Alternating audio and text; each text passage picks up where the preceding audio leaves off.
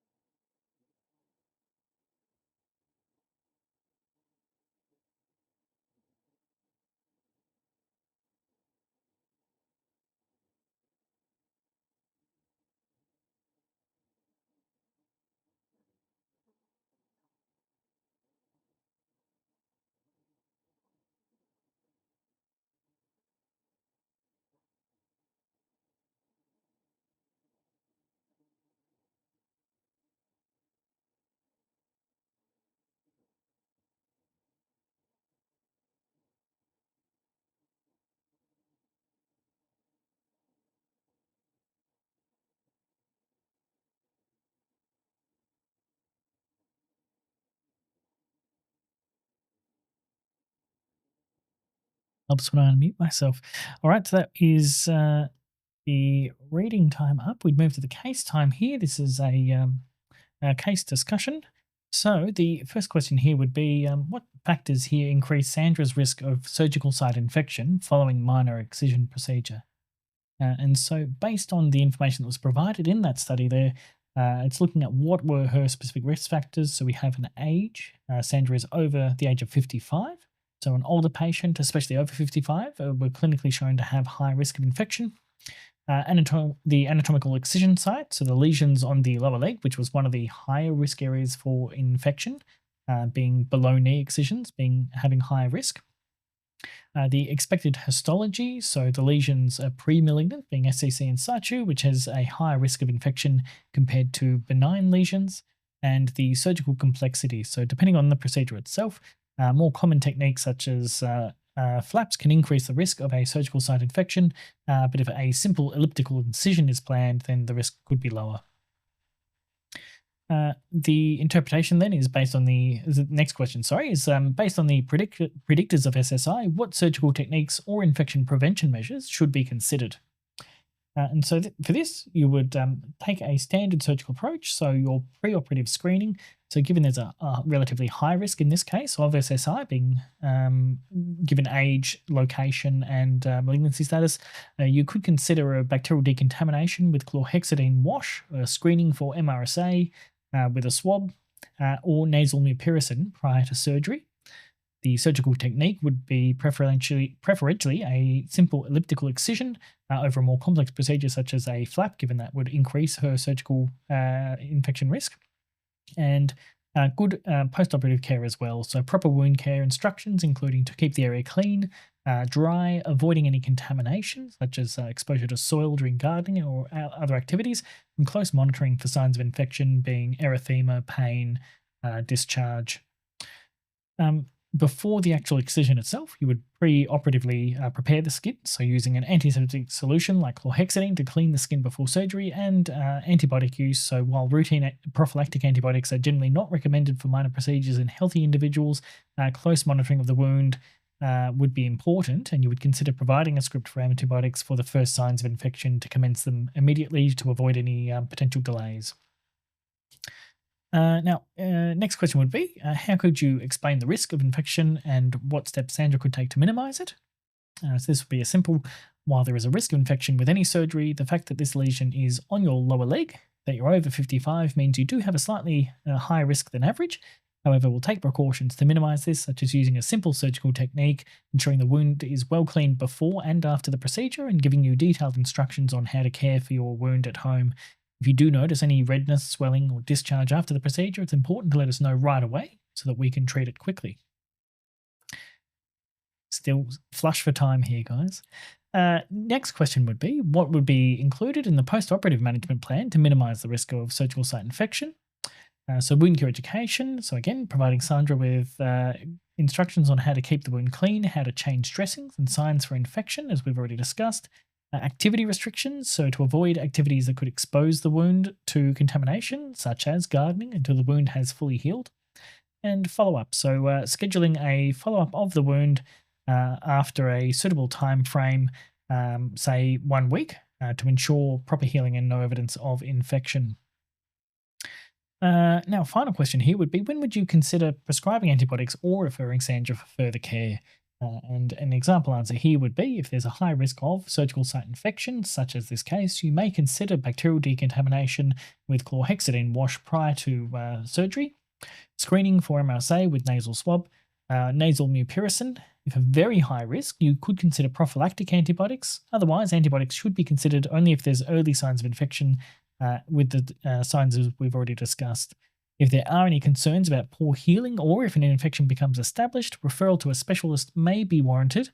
Early signs of cellulitis or failure to respond to conservative treatment would also prompt referral for more aggressive management through a place such as emergency, or for further excision if there's concerns around remaining malignancy.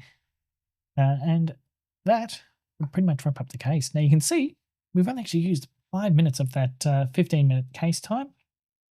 Which means we would have plenty of time to come through.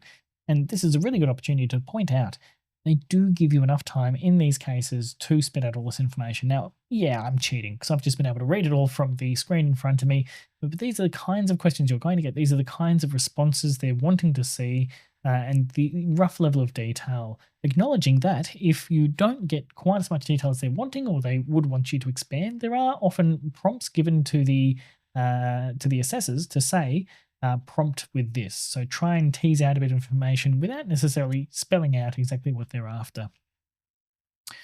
Hey, not so scary. You guys can do it. You're all going to get through. I would like to point out, of course, this is an exam that has a 90% success rate of first pass. And so the odds of actually getting through this are quite high. You really do just need to know the techniques, do the practice, and prepare yourself for on the day, being able to present yourself to play that role and act that part.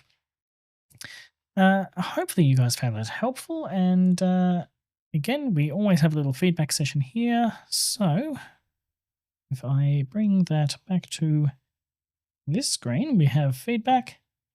The competent candidate for this case is someone who correctly identifies the risk factors for surgical site infection, including age, site, histology, and surgical complexity, to demonstrate an understanding of preventative measures and wound care, to apply that evidence-based guidelines for post-operative management, to be able to convey this knowledge to the patient, explaining both risks and steps for prevention, and offering practical advice and solutions on wound care and post-operative management, as well as restricting activities as appropriate.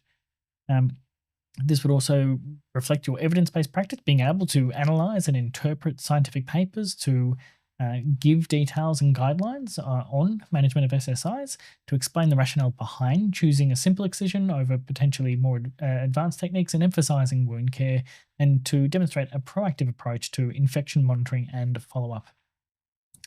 Hopefully that's helpful there.